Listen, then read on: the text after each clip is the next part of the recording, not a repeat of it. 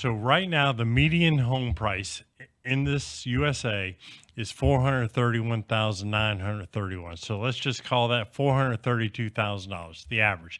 Regular conventional mortgage wants 20% down. 20% of 432, $86,000. Sure. Right? I don't know about you, but a lot of people sitting on $86,000 are only going to be the ones who already own a home, sell it, take their equity out, and have the money to put down. The first-time home buyer is not going to have $86,000 in the bank, most likely. With you. Right? So they're going to go to the FHA route, which we talked about. You can get in with a minimum 3% down. Right? So what is that? That's still right at $13,000. That's a big chunk for a first-time home buyer. Okay, so $13,000. You have that. Now you get a $419,000 mortgage for your first mortgage. That sounds great.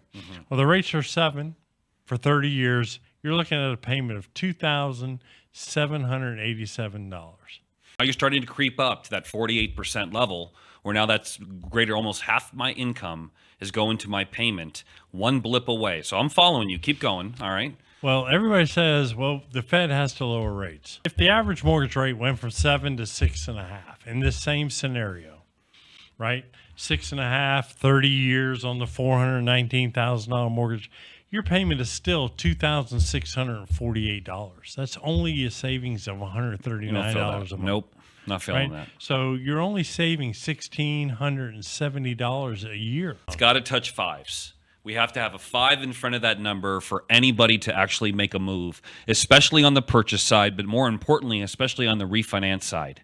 For anybody to sell their home today, I mean, we already know 6.5 to 7 loans out of every 10 today has a 4% rate or lower.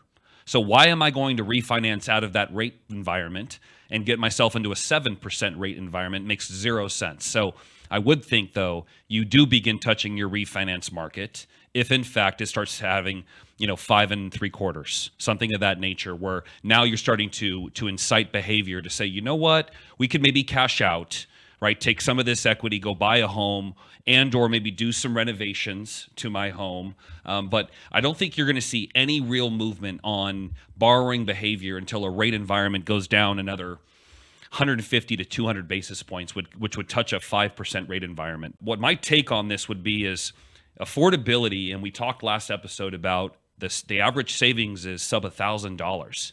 So if you've put $13,000 to borrow down and to buy your first home, and you now going into a job environment that's not increasing jobs in the private sector alone all that much, and job increases in terms of salary take-homes are not keeping a pace with inflation, right? So something's got to give here, where how can I still get into this environment, which, as we've talked about before, this breeds, we want you to rent. I don't necessarily see an environment that says we're inviting you to buy, or we're inviting you to start tapping into your home equity. We already know there's trillions of dollars of equity sitting with the borrower today that they're not tapping into because of the rate environment is so high.